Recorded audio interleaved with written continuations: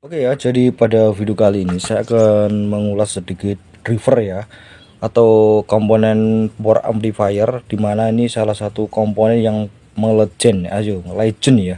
Melegend itu sudah ada sejak tahun 90-an lah ya. 90-an atau 80-an itu lah. Intinya seperti itu.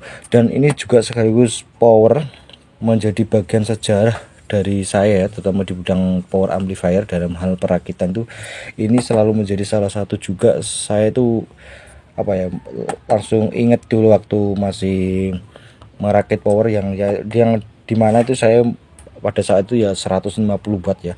Nah, kalau teman-teman tanya, pasti banyak sekali orang-orang yang merakit power itu rata-rata hampir zaman-zaman dulu ya, zaman-zaman saya itu power OCL 150 watt bisa dikatakan ya ini rata-rata. Kalau power itu kan orang-orang biasanya kalau teman-teman beli ke orang ya rata-rata 150 watt itu banyak sekali digunakan untuk power amplifier. Ya, entah itu pakai yang ada premixnya, pakai tooth control yang ada premixnya atau enggak turun, pasti rata-rata 150 watt itu banyak sekali dipakai digunakan. Kenapa seperti itu? Karena pertama kualitasnya bagus, dan yang kedua juga hasil suaranya itu bagus teman-teman. Dan harganya juga itu ya salah satunya juga harganya istimewa. Dia tuh tidak terlalu mahal, dan ini bisa dikatakan ya hemat daya, hemat ampere. Cukup 3 ampere murni sih sudah cukup ya. 3 trafo 3 ampere murni, 2 ampere murni sudah cukup. Tapi rata-rata dulu ya 5 ampere biasa gitu sudah bagus. Karena ini tidak membutuhkan apa ya, voltase yang cukup besar ya. Artinya di sini hanya 25 volt itu udah cukup. Kalau dikasih 42 itu nggak bisa ya, pasti komponen nanti akan kebakar. Jadi kalau nggak dimodif ya 32 itu masih bisa ya, toleransi masih bisa ya, 32 volt itu masih bisa ya sebenarnya. Tapi idealnya memang di 25 volt. Sebelum saya buka teman-teman, ini adalah produknya seperti ini produk dari GM. Tentu warna GM warna merah, karena power amplifier yang stereo itu kan ada yang mono ya. Yang mono itu biasanya kardusnya kuning ya. Itu dari GM juga. Ada yang warna biru, yang spesial.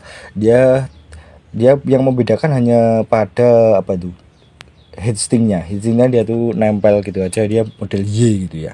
Terus ada resistor kalau nggak salah 10K, kalau nggak salah itu yang 1 watt gitu ya. Kalau yang ini setengah wattnya. Nah oke ya teman-teman, jadi kalau kita lihat di skema ya, kita baca dulu skema. Mungkin teman-teman akan melihat skemanya ini kan, kalau di sini kan ditulis 42 volt. Teman-teman mungkin jangan menyalahartikan kenapa kok ini 42 volt. Ini kan sebenarnya tegangan masuk ya, tegangan masuk 42 volt. Jadi begini teman-teman, tekan masuk ke driver ini. Jadi begini, kalau teman-teman punya PSU ya, itu kalau sudah disearahkan maka dia udah naik 2 kali lipat ya. Artinya kalau dikasih 20 volt maka outputnya akan menjadi 40 volt. Nah, dari GM sebenarnya itu malah justru menginginkan 20 volt untuk driver GM OCL 150 watt ini. Makanya di sini ditulis 42 volt. Jadi jangan diikutin 42 volt itu tegangan AC yang berasal dari trafo. Maka bisa dipastikan nanti resistor akan gosong gitu ya teman-teman ya. Jadi gosong gitu aja. Nah, ini dia menggunakan TIP 31 sama 42 untuk TIP driver ya. Tentu kalau menggunakan TIP 31 sama 32 maka tegangannya dipastikan ya tidak boleh terlalu besar ya kan teman-teman. Jadi ini finalnya dia pakai final jengkolan 2955 ya. Jadi nah, untuk yang biru seperti yang saya sebutkan tadi, ini kan ada semacam skema ya. Ada logo, ada apa tuh, resistor. Di sini ada resistor 10K itu, yang ini setengah watt. Kalau yang biru yang 150 watt ya ini sama, yang harganya kan cukup mahal ya, 175 itu dia pakai 1 watt ya. Cuma itu aja yang membedakan. Nah, sama pendingin Y ya seperti ini. Jadi teman-teman harus lihat ya, ini jangan terus teman-teman mengikuti 42 volt terus teman-teman lari ke trafo 42 volt. Bisa saya katakan driver ini nanti akan gosong ya komponennya. Jadi 42 volt itu yang dimaksud, saya kasih tahu kan, 42 volt itu sebenarnya sudah dalam bentuk tegangan DC gitu teman-teman. Jadi nanti kalau sudah disearahkan ya 20 volt itu larinya ke 42. Makanya di sini ditulis 42 volt. Jadi begini, kalau kalian nyari trafo yang 21 volt itu tidak ada ya. 22 volt itu masih ada. Nah, idealnya sebenarnya di 22 volt, 25 volt oke lah, masih bisa ya 25 volt. Tapi jangan di 32 atau sampai 42 volt ya.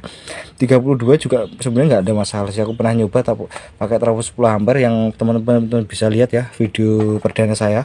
Nah, itu kan T transistornya kan Sanken. Nah, itu saya pakai 32 dan 25 volt sekarang. Dulu pakai 32, terus saya turunkan. Itu udah lama saya pakai 32 volt, udah lama. Terus saya turunkan jadi 25 volt saya karena speaker saya nggak mampu tuh. Ya, kita buka dulu ya. Tadi saya ingatkan ya, 42 volt itu bukan dari tegangan AC pada trafo ya, tapi tegangan DC ya teman-teman. Jadi 42 volt nanti kalau sudah diarahkan 20 volt itu menjadi 42 volt ya, saya ingatkan ya teman-teman ya. Jadi, nah, oke, saya buka dulu untuk dalamnya. Nah, dalamnya itu masih sekarang ya tetap GM itu masih konsisten ya, masih tetap pendinginnya seperti ini ya, pendinginnya seperti ini, dan rivernya juga masih sama seperti ini. Jadi nah, ini kalian bisa lihat ya, dari sono dari dulu memang dia itu selalu mempermudah, pasti ini selalu sudah dicoba.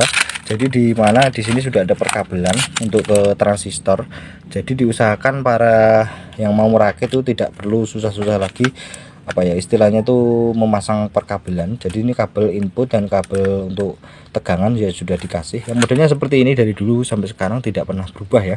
Dan masih ketinggalan yaitu transistor finalnya pastanya tidak ada ya. Itu masih ketinggalan ya. Jadi belum dikasih dari sana. Jadi nanti kalau teman-teman mau disolder ulang silakan aja, enggak masalah ya. Modelnya seperti ini, sebenarnya ini sederhana sih. Kelihatan besar kotak persagi itu karena memang di sini memang letak-letak untuk TR ya, transistor. Sebenarnya kalau itu sebenarnya sampai di sini aja sih, pembatasnya sampai sini aja. Ini komponennya stereo ya, seperti ini aja sih, simple. Dan ini menjadi salah satu bagian juga dari saya merakit ya. Power ini menjadi salah satu sejarah menurut saya. Dan di online tuh masih banyak sekali, kalau teman-teman cari tuh OCL tuh masih banyak. Jadi tetap ini sampai sekarang tetap masih diminati teman-teman. Sederhana dan harganya juga terjangkau, dan juga sekaligus suaranya juga bagus ya. Itu aja mengenai ulasan singkat mengenai trafo anniversary, mengenai driver legend ya, mengenai kit legend. Mudah-mudahan bisa bermanfaat. Kita bisa ketemu lagi di berita baru saja.